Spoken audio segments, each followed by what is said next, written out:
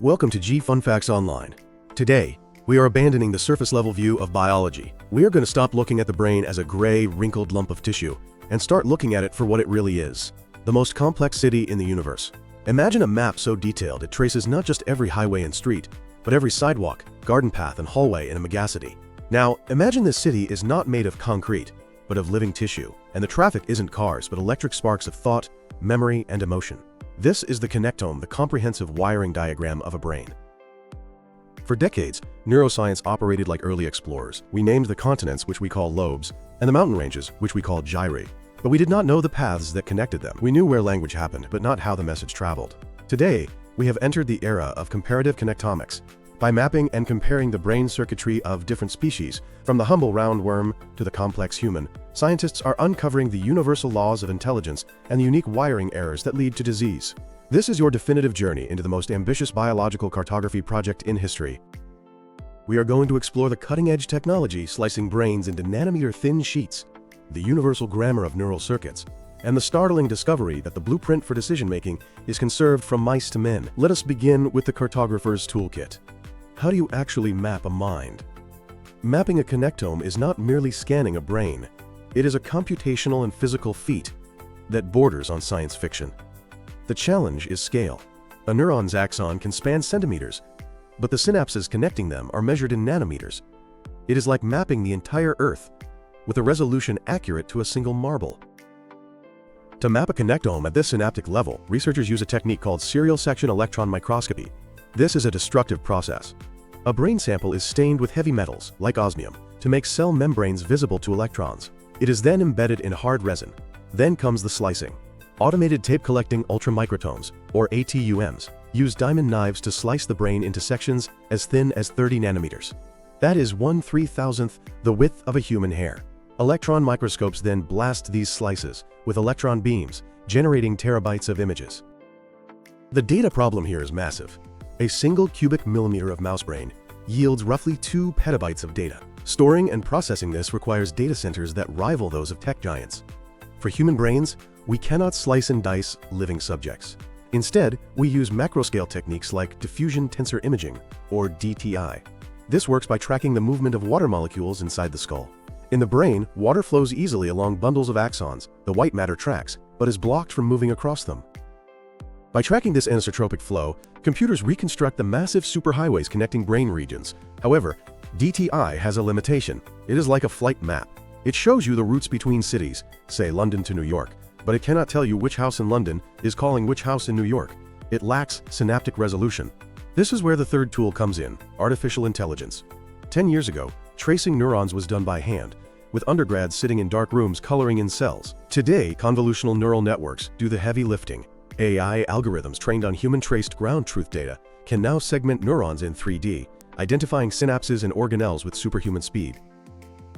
This AI-human hybrid workflow was the key to the massive breakthroughs of 2024 and 2025. Now that we understand the tools, let us walk up the ladder of life. Comparative connectomics is built on the idea that by looking at simpler brains, we can understand the fundamental blocks of our own. The pioneer of this field is Connectomics elegans, the roundworm. Its connectome was completed in 1986 by Sidney Brenner, the moon landing of connectomics. The worm has exactly 302 neurons and about 7,000 synapses. It taught us that wiring is not random. The worm has a small world network, meaning neurons are grouped into local clusters with a few long-range connections to maximize efficiency. Crucially, the wiring diagram is consistent between individuals. It is a hard-coded, biological machine. Fast forward to October 2024, and we hit a new standard. The Drosophila melanogaster, or fruit fly. A global consortium released the first complete connectome of an adult fruit fly brain. This involves about 140,000 neurons and over 50 million synapses. Unlike the worm, the fly displays complex behaviors like aggression, courtship, and navigation. One of the most stunning discoveries here is the compass circuit. Connectomics revealed a ring-shaped circuit in the fly's central complex. As the fly turns, a bump of neural activity moves around the physical ring of neurons. This is a physical representation of an abstract concept. Heading. It is a literal ghost in the machine that we can now see. Moving up to mammals, we look at the mouse. We are on the brink of a whole-brain mouse connectome, but recent releases have mapped the primary visual cortex in stunning detail. A key finding here challenges our understanding of perception. Mouse visual circuits are far more interconnected with non-visual areas than we expected. The visual cortex does not just see, it receives motor predictions about what the mouse intends to do to stabilize the image. This proves that perception is an active, predictive process, not a passive camera. Then, we arrive at the human. The human connectome is characterized by modular hyperspecialization. While a mouse brain is highly integrated, where everything talks to everything, the human brain is broken into distinct, specialized modules for things like language, faces, and tools, connected by expensive, long-range white matter tracks. When we compare these maps across species, a universal grammar of brains begins to emerge. 3 fundamental laws of neural architecture appear in almost every brain mapped so far. First is the rich club phenomenon. In every brain, there is a group of high-degree hub nodes that are more densely connected to each other than chance would predict. Think of the global air travel network. London, New York, and Tokyo are hubs. They do not just connect to small airports, they connect to each other. This allows for rapid communication across the brain. If you see a tiger, the visual cortex zips information to the amygdala for fear and the motor cortex to run, all via the rich club. However, this is also a vulnerability. In diseases like Alzheimer's and schizophrenia, these rich club nodes are often the first to fail, causing a catastrophic collapse of global integration. The second universal law involves feed-forward motifs and decision-making. A 2023 study revealed that the neural strategy for history-dependent decision-making is conserved from mice to humans. Circuits do not just react to current input. They maintain a running average of past choices to bias future ones, via recurrent loops that sustain activity. This is a biological short-term memory slot. It implies that the algorithm for making up your mind is ancient. Evolution did not reinvent the wheel for human free will. It just scaled up the mouse's decision loop. The third law is found in the superior colliculus. While the neocortex, our thinking cap, varies wildly between species, the superior colliculus, the midbrain area controlling reflexive eye movements, is strikingly conserved. The wiring here is nearly identical in mice, tree shrews, and humans. This is our lizard brain visual system, operating perfectly under the hood of our newer cortex. But if the building blocks are the same, what makes us human? Why do we write symphonies while chimps throw stones? Comparative connectomics reveals that the difference is in the architecture and the trade-offs. One massive trade-off involves the corpus callosum. This is the bridge between the left and right hemispheres. Relative to brain size, humans have a smaller corpus callosum than chimpanzees. The theory is that as the human brain ballooned in size, connecting every neuron to its partner in the opposite hemisphere became too expensive in terms of transmission time and space. The result was lateralization. The hemispheres became more independent. This isolation allowed the left hemisphere to specialize in language and the right in spatial reasoning without interference. Our genius may be a result of this necessary disconnection. There is also a cost to this wiring. Recent comparisons show that the specific circuits that expanded most in humans, the multimodal association areas, are the exact circuits that malfunction in schizophrenia. The hypothesis is that schizophrenia may be the cost of our complex connectivity. The genetic tweaks that allowed for long-range, high-bandwidth communication created a system that is inherently unstable. We walk a fine line between genius and dysfunction that other primates do not.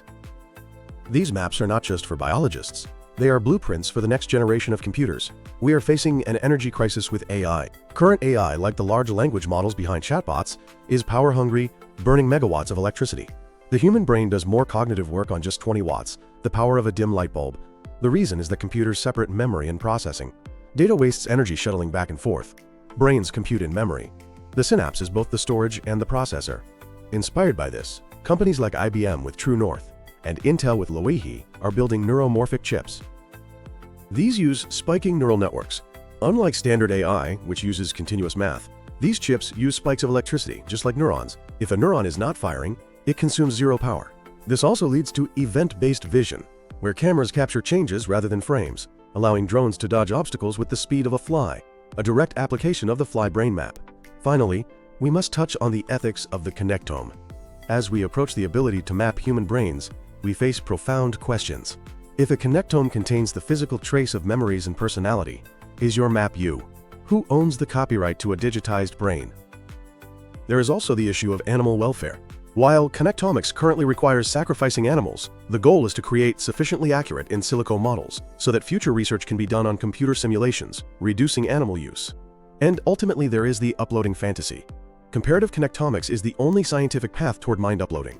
Validating that a simulated worm behaves like a real worm is the first proof of concept that a biological mind can exist in code. We are living in the Magellan moment of neuroscience. We have left the shore and are charting the open ocean of the mind. Comparative connectomics is revealing that the brain is not a magical black box, but a physical machine with conserved parts, logical wiring, and evolutionary trade-offs. From the ancient shared loops of the superior colliculus to the fragile, uniquely human bridges of our language centers, we are seeing the physical structure of the soul. As these maps grow, we will likely find the keys to curing mental illness, building conscious machines, and understanding the deepest mystery of all: how a lump of wet matter wakes up and wonders who it is.